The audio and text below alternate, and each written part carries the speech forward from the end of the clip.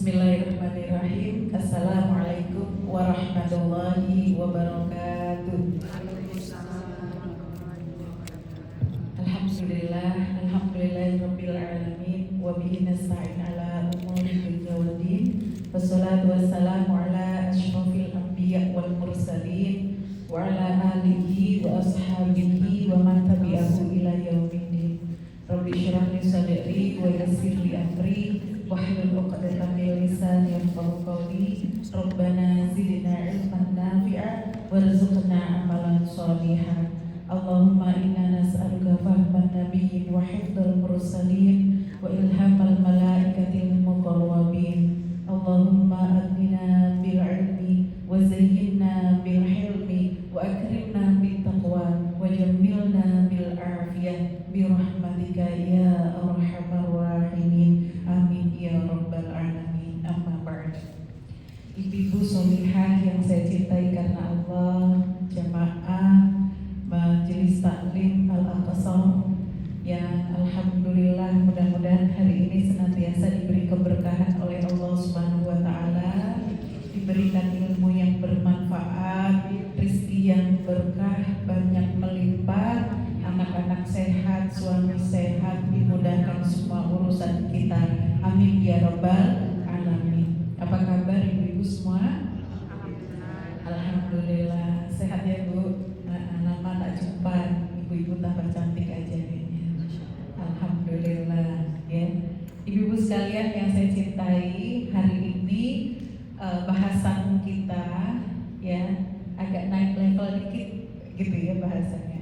Kalau kemarin saya ingat dulu tuh kita pernah membahas tentang ya persiapkan husnul khotimah gitu ya, ikhtiar untuk mempersiapkan husnul khotimah. Nah, mudah-mudahan kita berupaya untuk menuju ke sana, betul Bu ya? Tapi ternyata ketika kita gali-gali lagi gitu ya, kematian yang paling indah itu adalah kematian tentu husnul khotimah ya. Husnul khotimah itu harus digapai oleh semua umat Islam. Harusnya semua manusia itu husnul khotimah gitu ya. Karena Allah Subhanahu wa taala menyampaikan wala tamutunna illa wa antum muslimun. Jangan sekali-kali kamu berani mati kecuali mati dalam keadaan muslim. Yang dimaksud meninggal dalam keadaan muslim artinya beriman kepada Allah Subhanahu wa taala. Itulah cara meninggal yang kita cita-citakan ya, meninggal yang Masya Allah, semua orang muslim itu cita-citanya dalam keadaan husnul khotimah. Maka kita sering berdoa, ya Allah bi husnul khotimah gitu ya. Tapi kemudian menggelitik gitu ya, ketika kita mengkaji terus kemudian kita banyak belajar dengan Al-Quran ini gitu. Kita banyak dikasih pelajaran sama guru-guru kita gitu kan, bahwa husnul khotimah saja kalau kita bisa untuk lebih dari itu, maka upayakan lebih dari husnul khotimah. Yaitu kematian yang bagaimana? Kematian yang fi sabilillah. Ya. Kan kita ini husnul khotimah, caranya bagaimana? Ya Bu ya. Ada yang orang meninggal caranya biasa-biasa saja, dia husnul khotimah. Alhamdulillah, ala kulli hal semuanya alhamdulillah. Pokoknya Bu, kalau orang muslim itu semua kondisinya tuh baik. Dalam keimanan semuanya baik. Bahkan ketika meninggal dalam keadaan sakaratul maut ya. Sakaratul maut yang nampak kesusahan itu baik. Kata Rasulullah, dihapus semua dosa-dosanya karena sakit sakaratul mautnya tadi. Ya, itu udah selesai, dosa-dosanya dihapuskan oleh Allah Subhanahu wa taala, kecuali dosa tentang hakul adami tentu ya. Kalau hakul adami harus kita selesai dulu urusannya di dunia. Hakul adami itu yang ada hubungannya dengan manusia. Ya, iya, nggak bisa dihapus dosanya, nggak bisa diampuni langsung oleh Allah Subhanahu wa taala sebelum diselesaikan. Misalnya ada muamalah gitu ya, kerjasama yang di situ ada saling mendolimi misalnya, itu nggak bisa diampuni dosanya oleh Allah kecuali diselesaikan dulu di dunia. Iya, saling ikhlas, saling maafin, saling udah nggak ada masalah gitu. Begitu juga hutang piutang tuh, ya kan? Hutang piutang gitu kan, yang gara-gara hutang nggak seberapa gitu kan, tapi meninggal dalam keadaan ada dosa, na'udzubillah min dzalik. Ya, jadi dan bagaimana orang yang meninggal dalam keadaan meninggalnya tuh kayak orang tidur, senyum gitu ya, itu pun baik, ya, itu pun baik. Jadi semuanya baik. Orang Muslim itu semuanya baik, nggak ada yang buruk. Hatta ketika kita diuji kenikmatan oleh Allah Subhanahu Wa Taala itu baik, ya. Artinya kita punya kesempatan untuk berjihad dengan harta kita, untuk beribadah dengan harta kita. Tapi ketika diuji kekurangan harta pun itu baik, ya. Perintahnya sabar kan gitu, karena mungkin kondisi itu tidak kita sukai, tapi itu baik untuk kita. Kan banyak, masya Allah, kita jadi begini ya, sesayang itu Allah sama kita loh, gitu ya. Nah, ketika kita memahami bahwa banyak sekali kebaikan-kebaikan yang Allah berikan kepada kita, tentu kita pengen juga mana yang terbaik begitu ya. Maka dalam konteks bahasan kita kali ini ya tentang bagaimana kita kalau bisa meninggal husnul khotimah, kemudian fisabilillah, kita punya jalan untuk menuju ke sana, kita punya alatnya, kenapa enggak? Gitu ya. Kita persiapkan, kita upayakan, kenapa enggak? Gitu ya. Nanti kita kemudian apa sih gitu, dan bagaimana sih orang yang meninggal dalam keadaan fisabilillah itu dalilnya apa? Ibu-ibu sekalian, dimulai dari ayat 169 dalam surat Ali Imran. Allah Subhanahu wa taala menyampaikan begini. A'udzu billahi minasyaitonir rajim. Wa la tahsabanna alladziina qutilu fi sabilillahi amwata. Katakan wala tahsabanna alladziina qutilu. Janganlah kalian mengira, janganlah kalian menduga bahwa orang yang meninggal ketika mereka berjihad ya, atau meninggal, kutilu itu meninggal dalam peperangan, Bu. Fisabilillah, dalam keadaan di jalan Allah Subhanahu wa taala. Maknanya itu adalah jihad fisabilillah ya, amwata, mereka tuh meninggal. Jangan mengira gitu ya. Bal, tetapi ahyaun inda rabbihim yurzaqun. Tapi yang sebenarnya mereka itu masih hidup di sisi Allah Subhanahu wa taala. Dan Allah Subhanahu wa taala memberikan rezeki kepada mereka. Masya Allah. Ya. Ini kondisi orang yang meninggal syahid fi sabilillah. Meninggalnya fisabilillah. Fisabilillah itu apa sih, Bu? Fisabilillah itu di jalannya Allah. Kita meninggal dalam keadaan kita memperjuangkan agama kita. Kita meninggal dalam keadaan kita itu tidak rela Islam itu dihinakan. Ya, Islam itu ya lemah. Kita meninggal dalam keadaan ya kita punya proyek besar untuk mengangkat marwah derajat Islam ya, semoga, dan kita punya mimpi, punya tujuan Islam itu menang, begitu. Itu yang disebut dengan fisabilillah. Pasti dengan versi kita masing-masing, betul ya Bu ya. Kalau kita di Indonesia tidak mungkin kita bawa senjata, nggak ketemu kita sama para musuh seperti saudara-saudara kita yang di Palestina, gitu ya. Maka nanti kita cari jalan lain. Apa saja jalannya yang bisa kita lakukan untuk ya dikatakan kita itu hidup kita fisabilillah, sampai kalau kemudian kita dipanggil oleh Allah Subhanahu wa taala, kita meninggal masih dalam keadaan fisabilillah, begitu. Ya. Karena kata Allah, orang yang meninggal dalam keadaan fisabilillah itu Masya Allah ya, dia sejatinya tidak meninggal, dia masih hidup, dikasih rizki oleh Allah Subhanahu wa taala. Farihina bima atahumullahu min fadli. Mereka bahagia dengan apa yang Allah berikan kepada mereka, min fadli. Ya, kalau ibu-ibu ketemu kalimat fadlun, ya kan, fadli itu dalam terjemahannya itu adalah keutamaan. Ya, fadilah. Keutamaan itu apa? Bukan pahala karena amalnya dia, bukan. Tapi itu lain lagi, bahasa kita bonus. Kalau orang kerja itu kan ada gaji, ya kan? Kalau dikasih bonus, bukan gaji kan Bu? Ya kan, di luar gaji gitu loh. Ya. Nah, fadl atau fadilah dari Allah Subhanahu wa taala itu maksudnya adalah bonus yang diberikan oleh Allah Subhanahu wa taala karena dia pantas untuk menerima itu. Masya Allah. Ya. Jadi Allah tuh punya banyak kebaikan-kebaikan untuk kita. Kalau pahalanya saja, ya kan, itu sedemikian rupa mengalahkan semua yang ada di langit dan di bumi seisinya gitu ya. Maka ya fadilahnya, keistimewaan yang Allah berikan kepada umat muslim pun tidak kalah. Ya, tinggal kita bagaimana merayunya, kan begitu ya. Maka menarik banget nih ayat ini. Kita tuh harus tahu semuanya ayat ini, ya kan, jarang untuk kadang-kadang dibahaskan gitu. Kalau kita berbicara ayat ini, gitu kan, nanti kita apa sih ayat yang melatar belakangi ayat ini turun, gitu ya.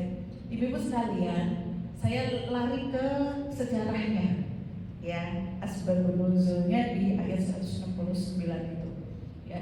Dulu para sahabat ketika perang Uhud, ibu tahu cerita perang Uhud? Perang Uhud, ya. Perang Uhud itu adalah perang di mana Rasulullah SAW dan teman-teman pasukan Muslim, ya, di babak kedua mengalami chaos, ya. Babak pertama menang, ya kan? Babak pertama menang, pasukan Muslim bisa mengalahkan pasukan kafir, orang-orang Quraisy, ya, dari atas gunung di bukit panah itu, pasukan panah itu diletakkan di depannya Uhud, ada bukit gitu kan. Nah, di situ diletakkannya pasukan panah. Kemudian Rasulullah wanti-wanti mereka, kalian jangan turun, apapun yang terjadi kalian jangan turun, begitu ya. Menang tuh babak pertama, pasukan Quraisy mundur mereka mundur ya, udah kepukul kalah lah, akhirnya mereka mundur. Pasukan kafir Quraisy itu masih dipimpin oleh Khalid bin Walid. Nah, Khalid bin Walid pada waktu itu masih kafir, masih belum muslim, masih belum beriman. Kemudian ketika orang-orang kafir mundur, ya, merasa sudah kalah, orang-orang mukmin mereka lari ke tengah di bawah bukit itu untuk ngumpulin ghanimah. Ghanimah itu harta rampasan perang. Nah, yang dari bukit orang pemanah tadi, pasukan pemanah yang jumlahnya kurang lebih ada sekitar 80-an atau 70-an lebih ya.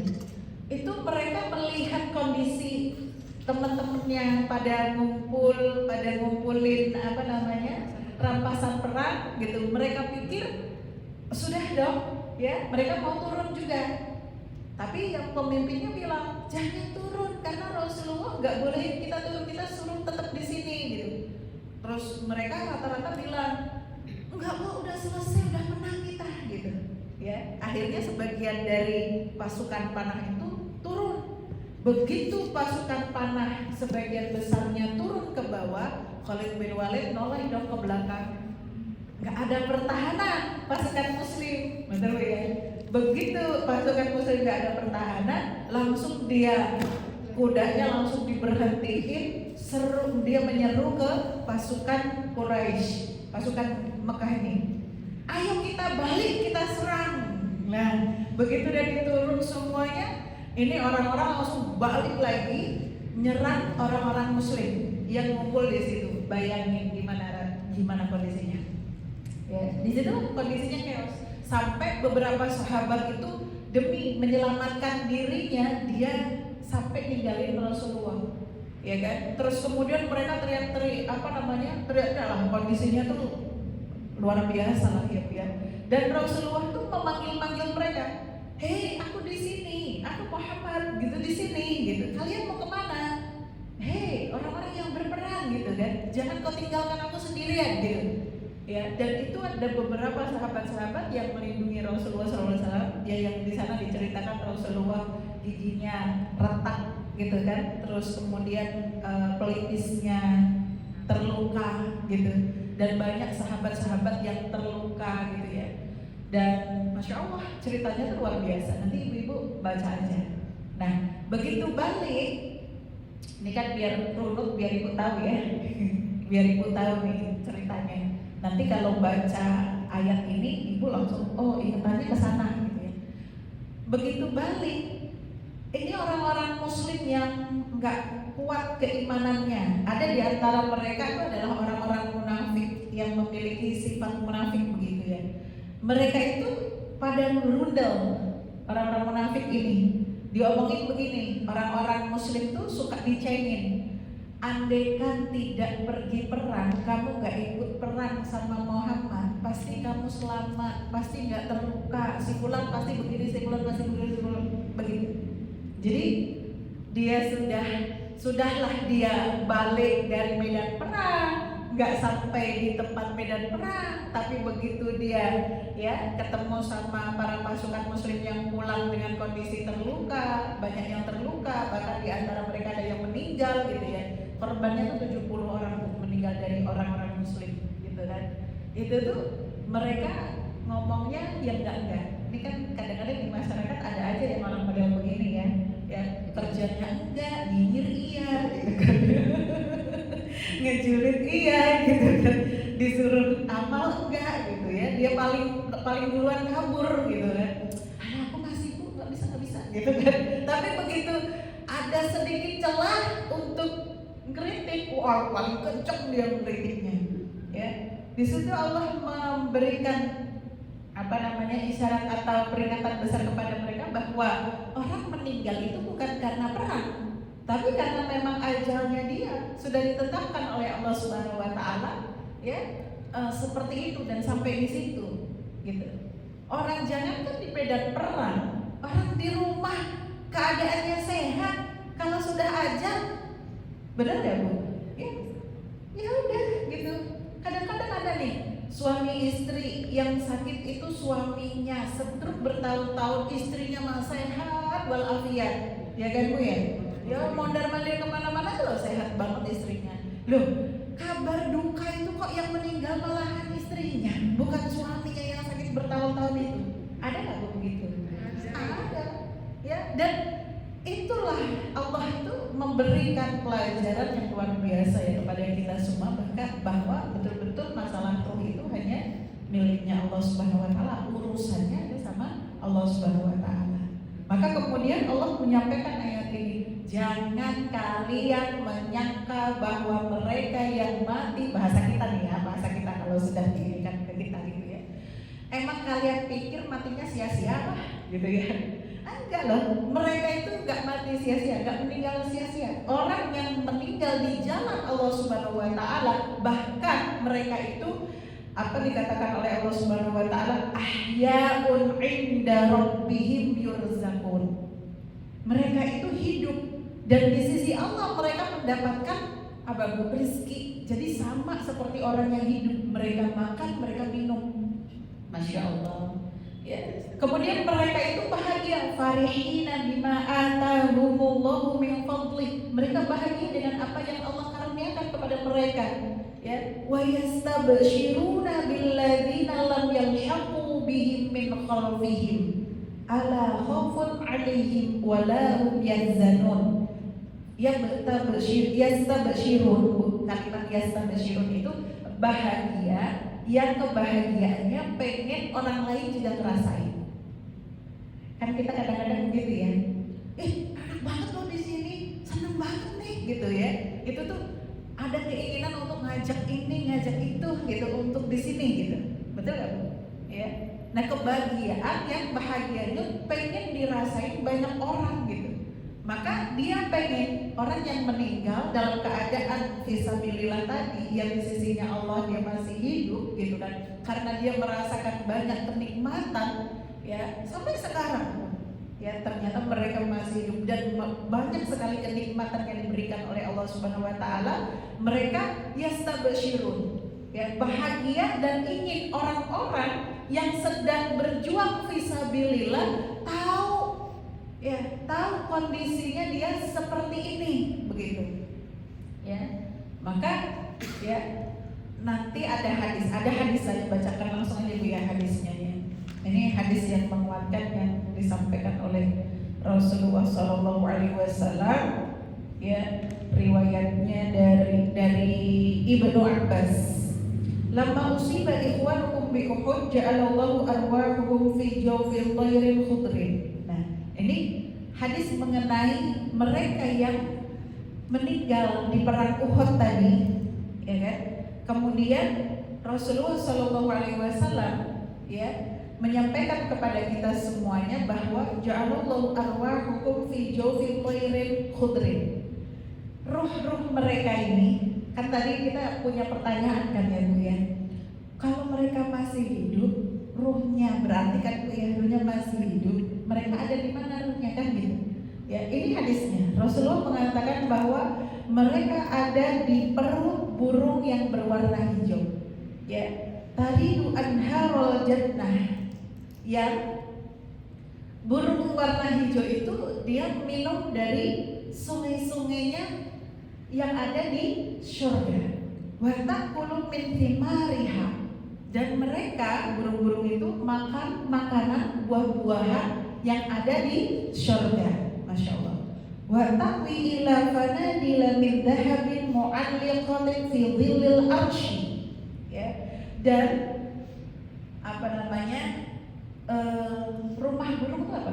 Sangkar ya. Dan sangkarnya itu terbuat dari emas, menggantung di sisi arsy. Itu letaknya ya, itu burung itu. Falamma wajadu tiba ma'kulihim wa mashrabihim wa maqilihim qalu. Ketika sampai setiap kali mereka itu makan, burung-burung yang makan tadi berarti ruh-ruh itu ikut makan, yang ada di dalam perut burung tadi ikutan makan gitu ya.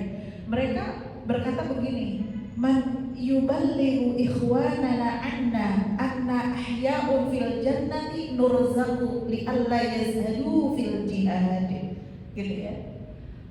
Ini kondisi yang sangat menyenangkan, ini enak gitu kan ya. Siapa yang bakal menyampaikan kondisi kita seperti ini kepada orang-orang yang sekarang di jalan yang sama, yang di fisabilillah, yang sekarang mereka sedang jihad fisabilillah gitu. Agar mereka tahu bahwa meninggal fisabilillah, meninggal dalam keadaan kita berjuang untuk agama Allah itu seindah ini begitu. Mereka mengatakan hal-hal yang seperti itu. Kemudian ya, wala yaqulu indal harbi, supaya mereka jangan sampai keluar atau apa Bu, kabur dari medan perang. Jangan ninggalin ya perjuangan di jalan Allah Subhanahu wa taala.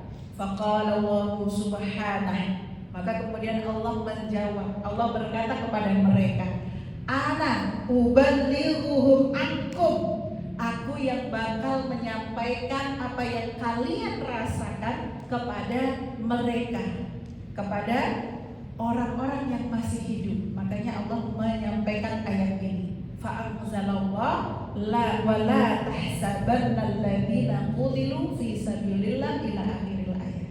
Masya Allah. Jadi Bu, kita dikasih kabar itu langsung dari Allah Subhanahu wa taala.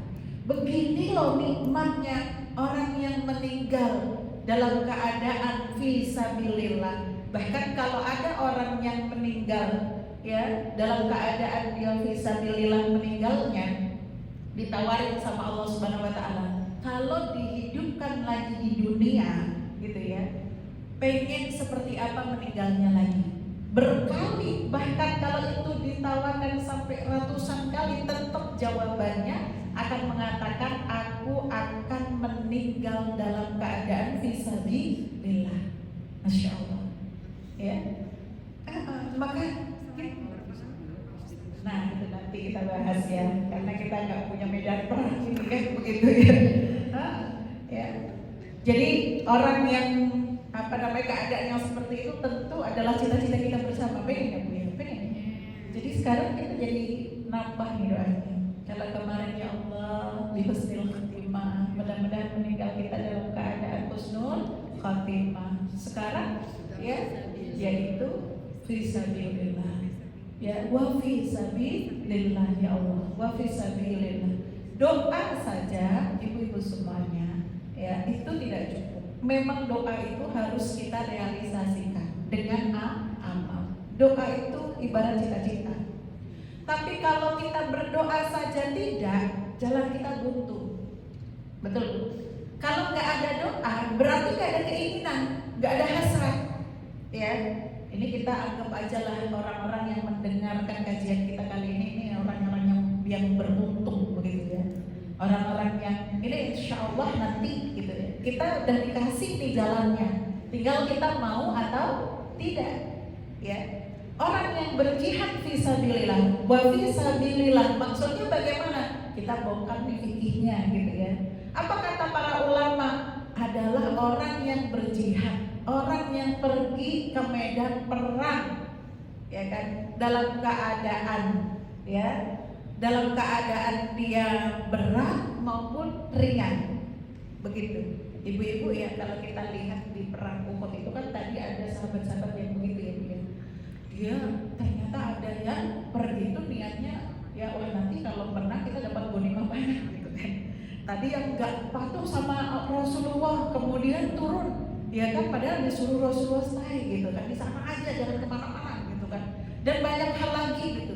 Tapi ketika dia tetap berperang, ketika dia berjuang, itu potensi diampuni dosanya oleh Allah Subhanahu Wa Taala lebih besar. Maka perintah Allah Subhanahu Wa Taala kepada Nabi Shallallahu Alaihi Wasallam adalah, hei Muhammad, kalau mereka minta ampunan kepadaku, ya, maka ampuni mereka. Maksudnya, aku akan mengampuni mereka dan maafkan mereka dengan apapun yang mereka lakukan, ya kan? Dan ajak lagi mereka bermusyawarah, tidak diabaikan. Coba kalau kita jadi Rasulullah, kita itu kan gede banget ya bahasa kita ya. Udah kondisi musuh balik, kita terjepit gitu ya, kita berjuang luar biasa. Ini teman-temannya yang lain pada apa Bu? Ya pada kabur gitu, pada mikir menyelamatkan diri sendiri gitu, ya kan? Sampai tinggal sedikit orang yang ada di sampingnya Rasulullah SAW. Hanya sahabat-sahabat pilihan itu, sahabat-sahabat ring satu lah, pilihan-pilihan betul-betul sahabat yang dekat sama Rasulullah. Yang lainnya tuh mikir bagaimana bisa menyelamatkan diri begitu, ya. Tapi apa kata Allah? Suruh memaafkan. Ya. Itulah kemuliaan orang yang jihad fisabilillah. Karena orang yang jihad fisabilillah belum tentu dia bersih dari hal-hal yang kadang-kadang mengotori hati. Tapi begitu dia beristighfar, minta ampunan sama Allah, dibalikin itu kebaikan-kebaikan, diampuni dosa-dosanya sama Allah Subhanahu Wa Taala. Dan sifatnya orang mukmin itu begitu. Kalau kita bahas secara fikih, memang ayat ini ditujukan kepada mereka para syuhada, ya, orang-orang yang meninggal di medan perang. Tetapi kemudian gitu ya, ulama tidak hanya menafsirkan sebagai ya orang yang berperang, yaitu berhadap-hadapan sama musuh, tetapi siapapun yang dia berjuang untuk menegakkan kalimat thayyibah, untuk menjaga harga diri agamanya, berarti dia fisabilillah. Ya. Tapi perang itu perang dengan musuh Allah itu jelas ayatnya begitu, ya.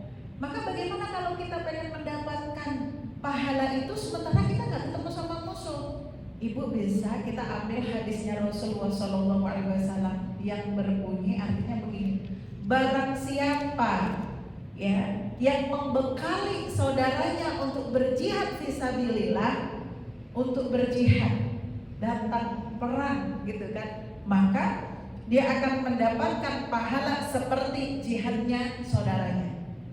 Masya Allah.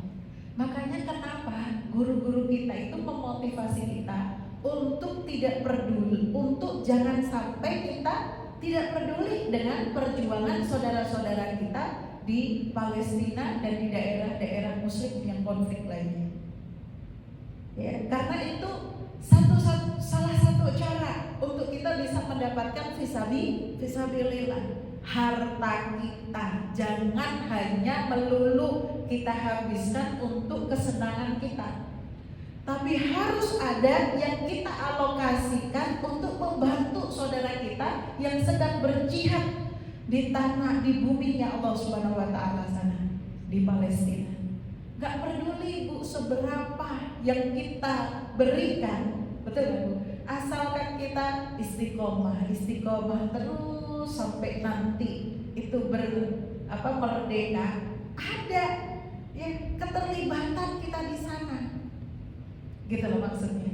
Kalau ada keterlibatan kita di sana, ada harta kita yang mengalir di sana, itu berarti ada hati kita ya yang hadir bersama dengan mereka di sana. Bukan hanya sekedar doa-doa kita.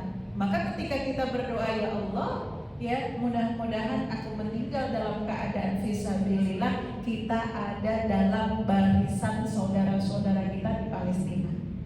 Punyanya banyak, ngasihnya banyak. Punyanya sedikit, nggak masalah. Kan yang penting itu adalah continue-nya, betul? Istiqomahnya. Jangan sampai istiqomahnya itu naik turun. Kalau lagi nggak lagi rame, 7 Oktober kan udah selesai gitu kan ya. Peristiwa 7 Oktober udah nggak lagi dibicarakan begitu kan misalnya.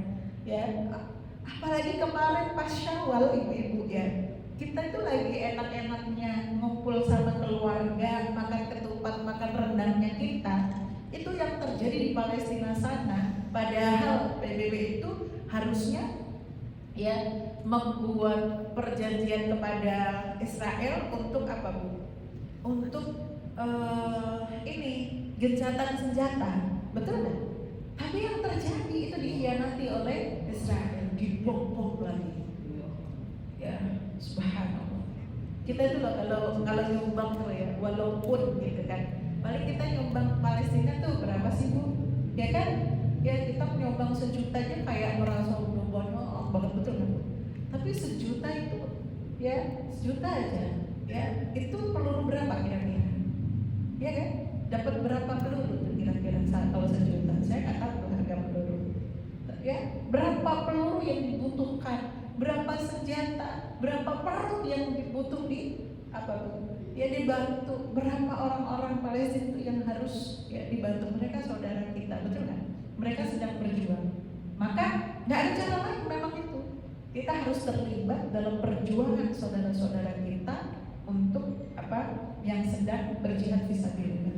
Kita bukan yang menghadapi musuh Allah, kita yang bukan berjihad, tapi kita punya harta, kita punya rezeki yang kita boleh alirkan itu ke sana.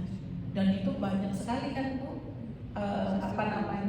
lembaga-lembaga yang ya bisa kita titipi begitu ya. Nanti kalau saya bingung Bu Isti karena ada isu begini, ada isu begitu gitu, nanti boleh japri saya. Ya. Terus kemudian yang kedua apa? Itu yang pertama ya Bu ya, terlibat dalam jihad fisabilillah, karena memang itu. Ya. Yang kedua ini tafsirnya para ulama. Dikatakan jihad itu adalah orang yang menyebarkan agama Allah, orang yang ya menjadikan dakwah dalam hidupnya itu untuk menegakkan agama Allah Subhanahu wa Ta'ala dimanapun dia berada. Ya itulah orang yang berjihad fisabilillah. Caranya cuma itu dua, gitu. Maksudnya bagaimana Ustazah? Al-Quran itu harus terus gitu kita terlibat dalam penjagaan. diajarkan, dipahamkan kepada umat ini. Karena tugasnya Rasulullah begitu. Ya, maka ya orang-orang soleh yang memiliki keilmuan dalam Al-Quran, dia mewarisi tugasnya Rasulullah untuk terus mengajarkan, membimbing umat, gitu ya, memberikan pelajaran, ya, menyampaikan hidayah itu sampai kepada kita. Maka ibu-ibu harus ada dalam barisan orang-orang yang memperjuangkan dan orang-orang yang menjaga ilmunya Allah Subhanahu wa Ta'ala. Itu caranya. Gak ada cara lain memang dua ini. Ya. Karena kita ngebahasnya kan tadi di awal saya bilang ini dan naik level ya. Betul ya Bu ya? Ini udah naik level. Bukan hanya sekedar husnul khotimah yang kita pengen. Kalau husnul khotimah bahasanya seperti yang kemarin itu, ini dasarnya dulu. Itu harus kita punya fondasi itu. Ya gimana amal kita tuh harus satu istiqomah, ya kan? Istiqomah dalam kebaikan, dalam keimanan kita. Betul apa?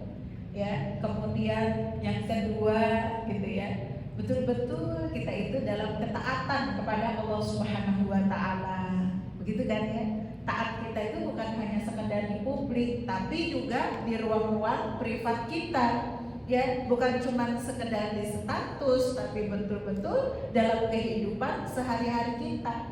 Kan begitu, ya. Terus apa lagi? Kemudian kita secara ilmu sosial bagaimana yang diajarkan Allah Subhanahu wa Ta'ala kepada kita sebagai seorang pribadi muslim berupaya kita lakukan. Kan begitu. Yaitu kalau di dalam surat Ali Imran itu di 133-34 ya Bu ya. Wasari'u ila maghfiratin min rabbikum wa jannatin 'arduha as-samawati wal ardh u'iddat lil muttaqin. Itu kriterianya orang muslim itu adalah orang yang senantiasa bersegera di dalam ya, minta pengampunan oleh Allah Subhanahu wa Ta'ala atas dosa dan kekurangan kita. Betul kan? Ya. Terus kemudian kriteria selanjutnya alladzina yunfiquna fis sarai wal dharra. Kan begitu. Ya, dia orang-orang muttaqin itu orang yang gemar berinfak. Nyambung kan berarti dengan orang yang pengen fisabilillah. Betul kan? Ya. Yunfiquna fisabilillah, yunfiquna fis sarai wal dharra. Fis sarai wal dharra itu artinya apa? Dalam keadaan lapang kita gemar bersedekah, berinfak, bahkan dalam keadaan sempit Allah tetap nyuruh kita tetaplah keluarkan. Itu kriterianya orang muttaqin. Maka jadi orang bertakwa dulu tuh untuk menggapai husnul khotimah. Naik level lagi kita sudah sampai di situ, berarti amal yang paling tinggi itu adalah jihad fi sabilillah. Tidak bisa jihad sendiri, maka beradalah dalam barisan yang mendukung orang-orang yang berjihad fi sabilillah. Dukung saudara-saudara kita di Palestina, dukung saudara-saudara kita yang memperjuangkan agamanya Allah Subhanahu wa Ta'ala. Jangan biarkan orang-orang yang berkhidmat untuk menegakkan agama Allah Subhanahu wa Ta'ala mereka sendiri berjuangnya. Ibu-ibu punya tenaga, tenaganya dipakai, ya kan? Ibu-ibu punya harta, hartanya digunakan, gitu.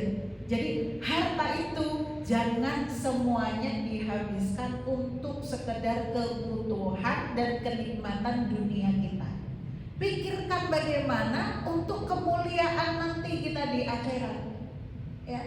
Sampai Allah kemudian bangkitkan dalam keadaan kita terheran-heran. Ya Allah, kok aku punya pahala ini?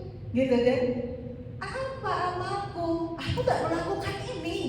Kan gitu, ya. Terus kemudian Allah tunjukkan, ini pahala kamu, kamu membiayai dia, kamu membiayai dia, kamu membiayai dia. Membiayai orang yang berjihad fisabilillah, membiayai orang yang menghafalkan Al-Quran, membiayai orang yang memelihara agama Allah, membiayai orang-orang yang tekun ya untuk berjuang berjihad di jalan Allah Subhanahu wa Ta'ala dengan segala macam upaya. Guru-guru kita itu loh banyak yang mereka tuh dakwahnya tuh pelosok itu pakai uang mereka sendiri. Di mana orang-orang kayanya, gitu kan? Harusnya ya mereka peduli dengan itu. Ya, adalah ibu buat beli satu tas. Kalau ibu habis beli satu tas kremes yang harganya puluhan juta, gitu ya. Ada ibu juga ya satu di duit dibagi dua gitu ya. Ya, yang ini buat beli tas, yang ini buat fisabilillah karena saya pengen untuk itu ya Allah gitu. Gitu Bu. Ya, kan kalau ibu-ibu ya sangat mungkin sekali gitu ya. Bahkan satu orang tuh kadang-kadang ya kan tasnya itu yang modelan begitu tuh banyak, sampai banyak banget gitu kan. Maka iya dikoleksi. Boleh nggak Ustazah? Boleh. Islam itu tidak melarang kita hidup mewah, tidak. Justru kalau kita itu bisa kuat gitu ya Bu ya, beli sesuatu yang bagus tapi kemudian kita belinya yang tidak bagus untuk diri kita gitu kan ya, itu nggak boleh ya. Kenapa? Cara kita menghargai diri dan izah kita begitu ya. Apalagi ketika kita banyak ketemu orang. Mohon maaf nih, saya ngomongin diri saya sendiri aja gitu ya. Walaupun belum kuat untuk beli yang macam-macam, tapi kalau namanya saya misalnya datang ke ibu-ibu pakai jilbab yang lusuh udah 10 tahun yang lalu, pakai baju gamis yang juga nggak kalah 10 tahun yang lalu gitu kan ya. Ibu lihatnya gimana? Nggak enak kan? Ya, menurunkan marwah gitu kan? Menurunkan martabat. Jadi nanti jamaah jadi nggak konsen sama apa yang disampaikan. Konsennya apa Bu? Kesian banget dah gurunya, ya Allah gimana ya gitu ya. Ini gimana? Nggak konsen kan ya Bu ya. Nah itu menurut para ulama nggak boleh kita begitu.